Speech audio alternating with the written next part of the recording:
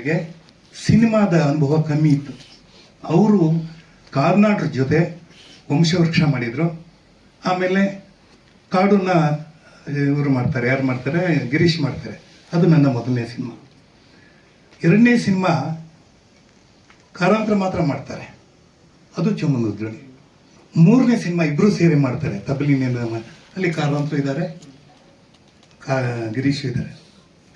ಯಾಕೆ ಹೇಳ್ತೀನಿ ಅಂದರೆ, ಇದು ಈ ಟೆಕ್ನಿಕ್ ಏನು ಸ್ಟಾರ್ಟ್ ಕಟ್ ಅಥವಾ ಕ್ಯಾಮ್ರಾ ಆನ್ ಅನ್ನೋದೆಲ್ಲ ಪಾಪ ನಮ್ಮ ಬೇವಿಕಾರಂತ ಗೊತ್ತಿಲ್ಲ. ನಾಟಕದಲ್ಲಿ ಮಾಡು ಅಂತ ಹೇಳ್ತಾರಲ್ಲ, ಹಂಗೆ ಮಾಡೋದು. Girish Kasaralli sir start camera ಹೇಳಬೇಕು ಸರ್, ಹೌದಾ ನೀವು ಹೇಳಿ ಅವರು ಹೇಳಿದ್ಮೇಲೆ ಕಟ್ ಅಂತ ಹೇಳಿ ಸಾಕು ಸಾಕು ಇಲ್ಲ ಸರ್ ಕಟ್ಟು ಸರ್ ಅಂದರೆ, ಏನೂ ಗೊತ್ತಿಲ್ಲದೆ ಇರೋರು ಕೂಡ ಒಳ್ಳೆ ಸಿನಿಮಾ ಮಾಡ್ತಾರೆ. ಅಲ್ಲಿ ಬೇಕಾಗಿರೋ ನಟನೆ ಮತ್ತು ಭಾವನೆ ತುಂಬ ಚೆನ್ನಾಗಿ ಮಾಡಿದ್ರು.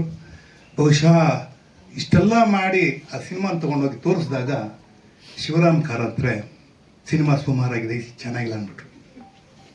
ಯಾಕೆಂದರೆ ಪ್ರತಿಯೊಬ್ಬ ಕೃತಿ ಬರೆಯೋರ್ಗೂ ಅವರ ಕಲ್ಪನೆನೇ ಬೇರೆ, ಸಿನಿಮಾದ ಸಮಯನೇ ಬೇರೆ. ಸಿನಿಮಾದಲ್ಲಿ ಯಾವುದೇ ಕಾದಂಬರಿಕಾರ ಹೆಂಗೆ ಬರೆದ್ರು ಕೂಡ ಅದನ್ನು 2 ಗಂಟೆ ಕಾಲದಲ್ಲಿ ಒಂದು ಮಾಡಬೇಕಾದ್ರೆ ಅದಕ್ಕೆ ಬೇಕಾದ ಸಾಮರ್ಥ್ಯ ಕೇವಲ ನಿರ್ದೇಶಕನಿಗೆ, ಸ್ಕ್ರೀನ್ ಪ್ಲೇ ರೈಟರ್ ಮಾತ್ರ ಇರುತ್ತೆ. ಇದನ್ನು ನೋಡಿ ಮಾಡಬೇಕಾಗತ್ತೆ. ಸೊ ಆ ಕಾಲದಲ್ಲಿ ಮಂದಗಾಮಿಯಾಗಿ ನಾವು ಮಾಡಿದ್ವಿ. ನೀವು ಇವಾಗ ತೀವ್ರಗಾಮಿಯಾಗಿದ್ದೀರಾ, ಕಾಳ ತೀವ್ರಗಾಮಿಯಾಗಿದ್ದಾರೆ. ಈ ಯಂಗ್ಸ್ಟರ್ಸು ಒಂದು ಛಲ ಇಟ್ಕೊಂಡು ಮಾಡ್ತಾ ಇದ್ದಾರೆ. ಬಂದ ತಕ್ಷಣ ಅವರಿಗೆ ನಮಗೂ ಒಂಥರ ಅನ್ಸುತ್ತೆ, ನಮ್ಮ ಮಕ್ಕಳು ಇವತ್ತು ಹೇಗಿದ್ದಾರೆ, ನಾವು ಹೇಗಿದ್ವಿ ಅನ್ನೋದು ನೋಡೋದ. ತುಂಬ ಕಾಲ ಬದಲಾವಣೆ ಆಗಿದೆ. ಅವತ್ತಿನ ರಾಜಕೀಯ ಇವತ್ತಿಲ್ಲ. ಅವತ್ತೊಂಥರ ಇತ್ತು, ಅವತ್ತು ಸ್ಟೇಟ್ಸ್ಮೆನ್ಗಳೆಲ್ಲ ಇದ್ದರು, ಇವತ್ತು ರಾಜಕಾರಣಿಗಳೇ ಬೇರೆ, ಸಿನಿಮಾ ಮೇಕಿಂಗೇ ಬೇರೆ, ಅವತ್ತು ಸಿನಿಮಾ ಮೇಕಿಂಗೇ ಬೇರೆ. ಆದರೂ ಒಂದು 5-6 ಜನ ನಾವು ಎದುರುಗಡೆ ಕೂತಿದ್ದೀವಲ್ಲ, ಅದಕ್ಕೆ ಅವ್ರು ಪ್ರಶ್ನೆ ಕೇಳೋದು. ಅವರು ಯಾಕೆ ನನ್ನ ಬಗ್ಗೆ ಅಷ್ಟು ಕಾಳಜಿ ವಹಿಸ್ತಾರೆ ಅಂತಂದರೆ ಇಷ್ಟೇ, ಒಂದು ನಮ್ಮಲ್ಲಿರುವಂಥ ಒಂದು ಸ್ನೇಹದ ಒಂದು ಸಂಬಂಧ.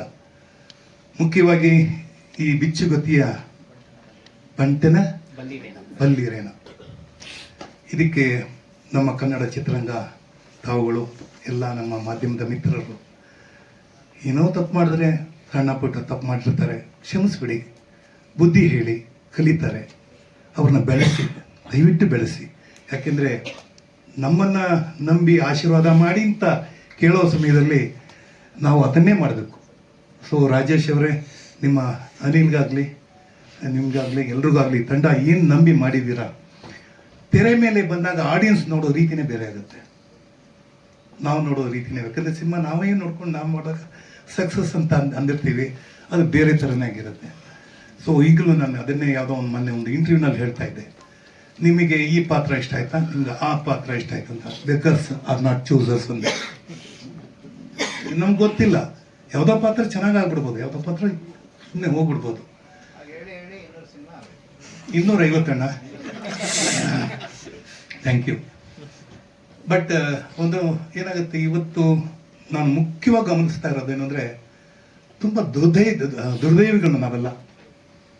ಕನ್ನಡ ಚಿತ್ರರಂಗದಲ್ಲಿ ಅವತ್ತು ಮೆಜೆಸ್ಟಿಕ್ನಲ್ಲಿ ಹೋರಾಟ ಮಾಡಿ ನಾವು ಕನ್ನಡ ಸಿನಿಮಾಗಳೇ ಹಾಕಬೇಕು ಅಂತ ಹೇಳಿ ಮಾಡಿದಂದಾಗ 20 ಥಿಯೇಟ್ರ್ ಇತ್ತು.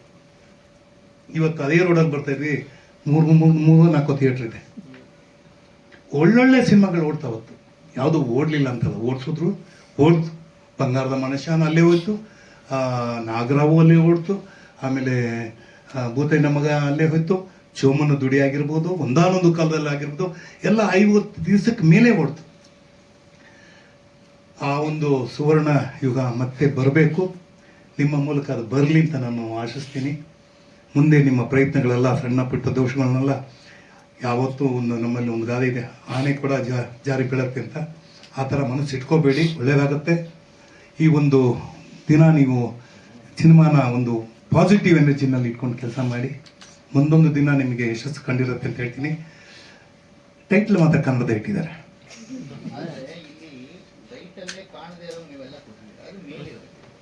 ಅದು ಟೆಕ್ನಿಕಲ್ ಆಗಿ ಏನಾಗುತ್ತೆ, ಅಣ್ಣ ವಾಸಣ್ಣ ಇವ್ರು ಇನ್ನೂ ಕಿಂಡರ್ ಗಾರ್ಟನಲ್ಲಿ ಇದ್ದಾರೆ, ಇವ್ರು ಇನ್ನೂ ಡಿಗ್ರಿ ಮಾಡಬೇಕು.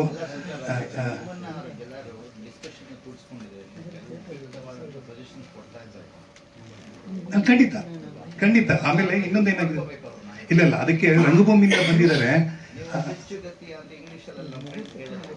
ಅದನ್ನೇ ಅವ್ರು ಹೇಳಿದ್ದು. ನಿಮಗೆ ಅಪ್ ಮಾರ್ಕೆಟ್ ಔಟ್ ಸ್ಟೇಷನ್ ಎಲ್ಲರಿಗೂ ಗೊತ್ತಾಗಬೇಕು ಇಂಗ್ಲೀಷ್ ಅಂತ ನೀವು ಮಾಡ್ಕೊಂಡಿದ್ದೀರಾ. ಅವ್ರು ಹೇಳ್ದಂಗೆ OTT ETT ಏನೇನೋ ಇದೆ, ಅದೇ ಫಸ್ಟ್ ಕನ್ನಡ ಇರಬೇಕು, ನೆಕ್ಸ್ಟ್ ಇಂಗ್ಲೀಷಲ್ಲೇ ಇರಲಿ ಆ ವರ್ಡು. ಇಲ್ಲ ಈಗ ಇವ್ರಿಗೇನು ಅದನ್ನೇ ಹೇಳಕ್ ಬಂದೆ, ನೀವು ಯಾವುದೇ ನೀವು ಭಾಷೆಯ ಮೇಲೆ ಒಂದು ಇದಿಟ್ಕೊಳ್ಳಿ, ನಂಬಿಕೆ ಇಟ್ಕೊಳ್ಳಿ. ಇವತ್ತು ಒಂದು ಕಾಲದಲ್ಲಿ ನಿಮ್ಮ ಕನ್ನಡ ನೀವು ಇದು ಕಂಟೋನ್ಮೆಂಟ್ ಕಡೆ ಎಲ್ಲ ನೋಡೋಕೆ ಆಗಲ್ಲ. ಇವತ್ತು ಹೆಮ್ಮೆಯಿಂದ ಯಾವುದೇ ಮಾಲ್ಗಳ ಕೂಡ ಫಸ್ಟ್ ಕನ್ನಡ ಹಾಕಿರ್ತಾರೆ. ಗಾಡಿಯೋ ಇನ್ನೊಂದು ಯಾವುದೋ ಅಂಗಡಿ, ಇದು ಅಂಗಡಿ, ಹೋಟೆಲ್ಗಳ ಹೆಸರು. ಇಲ್ಲ ಹೋರಾಟ ಮಾಡುದು ಅಲ್ಲಲ್ಲ, ಹೋರಾಟಗಾರರು ಎಂತೆಂಥ ಹೋರಾಟಗಾರರು. ಅದನ್ನ ಯಾಕೆ ಮಾಡುದು ಅಂತಂದ್ರೆ ನಮ್ತನ ಉಳಿಬೇಕು ಅಂತ. ಅಲ್ಲಿವರೆಗೂ ಬೇರೆ ಭಾಷಿಕರೇ ಚೆನ್ನಾಗಿ ಮೆರೆದು ಹೋದವರು. ಅದಕ್ಕೆ ನಾವೆಲ್ಲ ಅಷ್ಟು ಕಾಳಜಿಯಿಂದ ಹೇಳ್ತಾ ಇರೋದು. ಅದನ್ನ ಅವ್ರು ಹೇಳಿದಾಗೆ ಆ ಕೆಲಸವನ್ನು ಮಾಡಿ. ಮುಖ್ಯವಾಗಿ ನನಗೆ ಏನು ಅಂತಂದ್ರೆ, ಚೋಮನ ದುಡಿ ಅಂತ ನೀವು ಆಯ್ಕೆ ಮಾಡ್ಕೊಂಡ್ರಲ್ಲ, ಬೇರೆ ಎಲ್ಲೂ ಕೂಡ ಕ್ರಾಂತಿ ಮಾಡಕ್ ಸಾಧ್ಯ ಇರಲಿಲ್ವಾ? ನಾನು ಸುಮ್ಮನೆ ಕೇಳ್ತಾ ಇದ್ದೀನಿ. ಯಾಕಂದ್ರೆ ಮೊನ್ನೆ ರಿಷಬ್ ಶೆಟ್ಟಿ ಅವ್ರು ಕೇಳಿದ್ರು, ಅಣ್ಣ ನಾನು ಒಂದಾನೊಂದು ಕಾಲದಲ್ಲಿ ಮತ್ತೆ ರೀಮೇಕ್ ಮಾಡಬಹುದಾ ಅಂತ ಕೇಳಿದ್ರು. ಅಲ್ಲಿ ಎಲ್ಲ ಸತ್ತೋಗ್ಬಿಟ್ಟಿದ್ದೀವಿ. ನೀವು ಆ ಸಿನಿಮಾ ನೋಡಿದ್ರೆ ಎಲ್ಲರೂ ಸತ್ತೋಗಿದ್ದಾರೆ. ಯಾರು ಉಳ್ಕೊಂಡಿದ್ದಾರೆ ಹೇಳಿ? ಇಲ್ಲ, ಸುಂದರ್ ಕೃಷ್ಣ ಅರಸ್ ಆಕ್ಟ್ ಮಾಡಿದ್ರೆ ಸತ್ತೋಗ್ಬಿಡ್ತೀನಲ್ಲ. ಅಲ್ಲಿ ಶಂಕರ್ನಾಗ್ ಹೋಗ್ತಾರೆ, ಕಥೆನಲ್ಲಿ ಹೇಳ್ತಿದ್ದೀನಿ. ಅಂದ್ರೆ ರೀಮೇಕ್ ಮಾಡ್ಬೇಕಾದ್ರೆ ಇವರು ಕಾಳ ಉಳ್ಕೊಂಡಿದ್ದಾರೆ, ಅಲ್ಲಿ ಬೆಳ್ಳಿ ಉಳ್ಕೊಂಡಿದ್ದಾರೆ ಅಂತ ಸಿನಿಮಾ ಮಾಡಿದ್ರು. ಇಬ್ರು ಇಲ್ಲ ಅಂದ್ರೆ ಸಿನಿಮಾ ಆಗ್ತಾ ಇರ್ಲಿಲ್ಲ ಅಲ್ವಾ? Point is that. ಉಳಿದಾಗ ಏನಾಗತ್ತೆ ಅನ್ನೋದೇ ಇವತ್ತಿನ ಪ್ರಶ್ನೆ.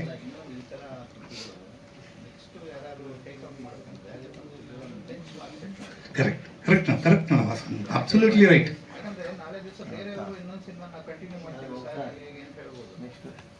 ಇಲ್ಲ ಅದು ನಾವು ಅಣ್ಣ ವಾಸಣ ಏನಾಗುತ್ತೆ, ನೀವು ನಿಮ್ಮ ಭಾವನೆನೂ ಕರೆಕ್ಟು, ಅಣ್ಣನ ಭಾವನೆನೂ ಕರೆಕ್ಟ್. ಇವತ್ತು ಪಾಪ ಹುಡುಗರು ಮಾಡಿದ್ದಾರೆ, ಮಾಡಕ್ ಮುಂಚೆ ಕೇಳಿದ್ರೆ ನಾವೇ ಹೇಳ್ತಾ ಇದ್ವಿ ಬೇರೆ ತರ ಅಂತ ಹೇಳ್ತಾ ಇದ್ವಿ. ಇವತ್ತು ಮಾಡಿದ್ಮೇಲೆ ಇದು ತಪ್ಪು ಅಂತ ಹೇಳಕ್ಕಾಗಲ್ಲ, ಮಾಡಿದ್ದಾರೆ. ಎನಿವೇ ಕನ್ನಡ ಇಂಡಸ್ಟ್ರಿ ಬಗ್ಗೆ ನನಗೆ ಹೇಳ್ತೀನಿ. ಯಾವತ್ತೋ ಒಂದ್ಸಲಿ ಇವತ್ತು ಇಂಟರ್ವ್ಯೂನಲ್ಲಿ ಅವರು, ನಾನು ತಮಿಳಲ್ಲಿ ಇದ್ರೆ ಏನಾಗ್ತಾ ಇದೆ, ಹಿಂದಿನಲ್ಲಿ ಇದ್ರೆ ಏನಾಗ್ತಾ ಇದೆ, ಏನೂ ಬೇಡ, ಕನ್ನಡದಲ್ಲಿ ಇದ್ದಿದ್ದರಿಂದ ನಾನೊಬ್ಬ ಗಟ್ಟಿ ಕನ್ನಡಿಗ ಆಗಿದ್ದೀನಿ. ನಿಮ್ಮ ಜೊತೆಲಿ ಐ ಆಮ್ ವೆರಿ ಪ್ರೌಡ್. ನಾನು ತುಂಬಾ ಹೆಮ್ಮೆಯಿಂದ ಹೇಳ್ತೀನಿ, ನಾವೇನೇ ಸಂಪಾದನೆ ಮಾಡ್ಬೇಕಾದ್ರೆ ನಮ್ಮ ಭಾಷೆ ಮೇಲೆ ಇರಬೇಕು, ನಮ್ಮ ಭಾವನೆ ಮೇಲೆ ಇರಬೇಕು. ಅದಕ್ಕೆ ತುಂಬ ಖುಷಿ. ಇವತ್ತು ಸಂಜೆ ರಾಜೇಶ್ ನೀವು ಬಂದಿಂತ ಸ್ವಲ್ಪ ಲೇಟ್ ಆಗಿದ್ರು ಪರವಾಗಿಲ್ಲ, ಲೇಟೆಸ್ಟ್ ಆಗಿದ್ದೀನಿ. Thank you. ಒಳ್ಳೇದಾಗಲಿ ಎಲ್ರಿಗೂ. ಬಿಚ್ಚುಗತ್ತಿಯ ಬಂಟರ ಬಲ್ಲಿಯದೇನು ಸಿನಿಮಾಗೆ ಒಳ್ಳೇದಾಗಲಿ, ಶುಭವಾಗಲಿ. ನಮಸ್ಕಾರ.